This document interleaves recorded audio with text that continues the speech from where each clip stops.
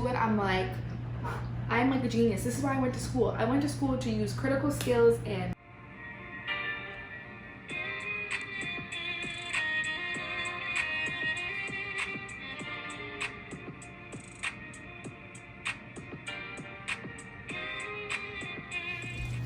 Hi guys, welcome back to my channel. My name is Selenia for those who do not know, and in today's video I wanted to do a video all about comparing a level 3 NICU to a level 4 NICU. I previously was a level 3 NICU nurse, but I am currently now a level 4 nurse, and I am on orientation about halfway through. I feel like I know enough to be able to give my honest, raw, truth opinion between a level 3 and a level 4.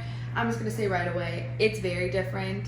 I came from experience and I'm like, so if you want to know the difference between a level 3, level 4, my personal opinion on it so far, then let's keep watching this video. So let's get right on into it.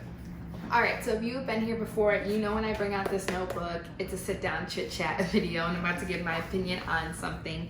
So let's get to my notes. I always like to write just a little bit down just so I kind of like know what I'm gonna say to the camera, you know? It's not like anyone's here to ask me questions. I'm just here to give my opinion, but all right, so I was a little bit of background on me for people who do not know. I was a level 3 NICU nurse. That was my first job out of school. I have videos all about how I feel like I did it and not having to go to med surg right out of school, all of that good stuff. So check them out on my channel. But I was a level 3 NICU nurse right away, right out of college. I did an accelerated master's program, and that was my first job. I really, really like the NICU. I know that there is nowhere else that I want to be. I just know that that is my cup of tea. But in the NICU, you can have 3 different levels for those who do not know. It's a level 2, a level 3, and a level 4. So level 2 is more of the feeder grower babies that are there getting ready to go home. The babies aren't as critical. There's just certain criteria that they are for a level 2 babies, and a lot of the times they get more babies than you would with your assignment with a level 3 or level 4 just because they aren't as critical. I'm not saying that, not trying to knock a level 2 at all, but I'm just trying to explain how it is. And sometimes that would be really nice and a really nice pace to do a lot of feeder growers, all different types of babies with a level 2. You can also do research yourself too about that. And then a level 3 is where a lot of the people go to deliveries. At least this is what I've noticed from having 2 different hospitals, one in Wisconsin and one here in Texas, is at my previous level 3, I went to deliveries all the time. If I was on admissions, you go to deliveries to the labor room, whether it's in L&D or if it's in the OR, you go to C-sections, you go to vaginal deliveries, you literally go to everything, and then you admit the baby over if they're premature, if they're not doing so great back there during the birth process, all that type of stuff. If their APGARs are low, respiratory distress, anything like that, we'd bring them on over to the NICU and care for them there. Here at my level 4, a lot of babies do not come to the level 4 right away, at least what I've noticed. There's a lot more older term babies, not as new like micro preemies or preemies that you would see in the level 3. Level 4 is more those micro preemies growing up, and once they're big enough to leave the level 3, then they go to the level 4. And usually they go to level 4 because they have existing chronic conditions, whether it's GI issues, cardiac issues, respiratory issues, feeding intolerance issues, everything under the sun. Just think about with a level 4, everything you can't treat at a level 2 and a level 3 goes to a level 4. It's very different than it is with like trauma units. Like a trauma 1 is much more severe than a trauma 4. So it just flips. Why does it flip? It's healthcare. That's why it flips. But that's what a level 4 is. So you have a lot of more older chronic babies. Sometimes there are some preemie babies that are there too, but they have other underlying issues going on, which is what you do to help them fix it at the level 4. So what I do miss with me being at a level 4 now is going to deliveries, because there's not like a little team who goes, or an admission team, and you and the RT just go to the delivery and you witness birth every single day and witness life every single day that you're on admissions. You don't get that. You would get that if I was at a level 3 currently at my job where I am now, but I'm in a level 4. So that is one thing that I do miss, is going to the birth deliveries. I always look at them like, I don't know if I ever want to have a kid after I see all this stuff, but then you see the outcome and you're like, oh, it's so worth it. So that is what it is at the level 3. And let's see what else if I go to my notes. So I'm halfway through orientation. This week for me will be my 5th week. I get 8 weeks because I've had experience before at a level 3. But when I tell you, I'm a little nervous to get off of orientation. I'm a little bit nervous. Just how the hospital runs is a little bit different than what I'm used to, which is totally fine. It's totally different states, totally different hospital, totally different level of NICU care that I need to give. But it's a lot of learning. So I get 8 weeks, but if I feel like I'm not comfortable, I'm definitely going to advocate for myself and be like, I do not feel safe yet with getting off orientation. Can I have a few more weeks? But we'll see how it goes. Right now, we're starting getting to more critical babies because on orientations, you start at the easiest babies, like the feeder growers, or just the easiest patients you can have, and then you get up to the most complex at the end of your orientation. The beginning of the time is just trying to figure out how in the heck does this unit run? So that is kind of what I feel like I've been doing through the halfway part. Now in my level 4, level 5, I am having a lot more critical kids.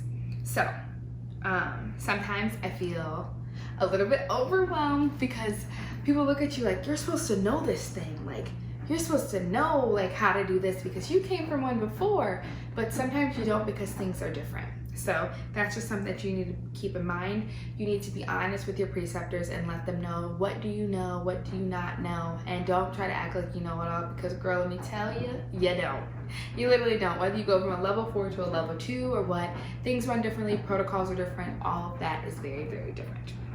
So in like the level 4s, they have more like drips, trachs, ECMO, babies who've been there for a very long time. Literally, a level 4 is a totally different ball game. Like, it is totally different than what I'm used to, but it's something that I'm learning. I'm in a new environment. I'm working on being open-minded and learning. I know that the NICU is for me. I'm just trying to find what level rocks my boat. What level do I want to do for my whole nursing career? So that is what I'm trying to figure out now, but I do sometimes feel like a badass when I start to get the stuff. I'm like, ooh, I am a genius, like putting these drips on there, or figuring out how to care for this, or doing GI where kids have GIs like ostomies, or anything they have, putting in Repolgos, OGs, all of that type of stuff. When I do it, I'm like a genius. This is why I went to school. I went to school to use critical skills, and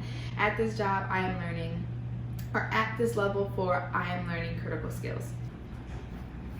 Alright, so when I do feel like I get those crazy critical skills, I feel so good about myself, and then I'm like, I could do this, and then like you walk out of work like, yeah, I just did this. I feel like after a while it's gonna like start becoming the normal, but with me, I'm like, ooh, I got this makes sense, boop, boop, boop, I'm doing everything that I need to do. So that is just something to keep in mind. Like, it's going to be hard, but you probably will grasp it eventually. Another thing that I feel like is something that I need to work on, or things that I noticed right away, is it's really hard when you go from being in charge yourself of a nurse. Like, you've been off of orientation for a while, your day is how you make it because you are there and you are the one in charge. You are the one in charge of the patients or caring for the patients. They're the ones that are on your care team, and you just run everything. You do that, and then you go to a totally new situation, and now you have to follow somebody around, and they have to teach you everything, and they do it differently than you. Not saying that how they do it is wrong, but they do it differently than you, so you have to either grasp what they learn their protocols, learn all of that good stuff, but then keep the skills in mind that you can do like they do it, you can do it like you do it, and just follow the protocol. But it's definitely very different to go from you running your own show to you being the co-star. That's probably the best analogy I can give it. You are the movie star in the middle. You're not the supporting actress, you are the star, and then you go from doing that to being the co-actor, supporting actor, and it's just like I would do this differently. But that's what orientation is for. Orientation is to learn and to grasp some new skills, or just know that this is the way that you like to do something. So that is just something to keep in mind. It sometimes gets tough to go back to being a student because you're like, I'm never gonna be a student again. When you're in orientation, you're a student. Right, so I already mentioned like the difference between like the deliveries and having the more chronic babies. What I do like though is when I'm there, all of the kids like at the level 3 unit that we used to send out because we weren't able to care for them, we didn't have the equipment to care for them. We didn't know what was going on. You get a lot of undiagnosed things in a level 4. You literally get it all. So I kind of have a full picture of the kids that we used to send to level 4s from a level 3. I now get to take care of those babies in a level 4, and it's just like, whoa, like I wasn't able before at the level that I was at before to care for those kids, and now I have all the resources and everything that I need to care for them here. So it really, really is full circle. It's kind of wild. I already mentioned that I get to learn new skills, like you do a whole bunch of different things, and I'm just like, this is what? I have not learned that before. And people are like, you didn't have that at your level 3? And I'm like, no, things are sometimes very, very different.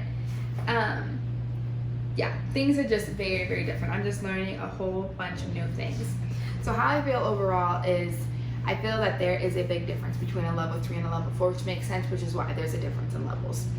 Which one do I prefer more?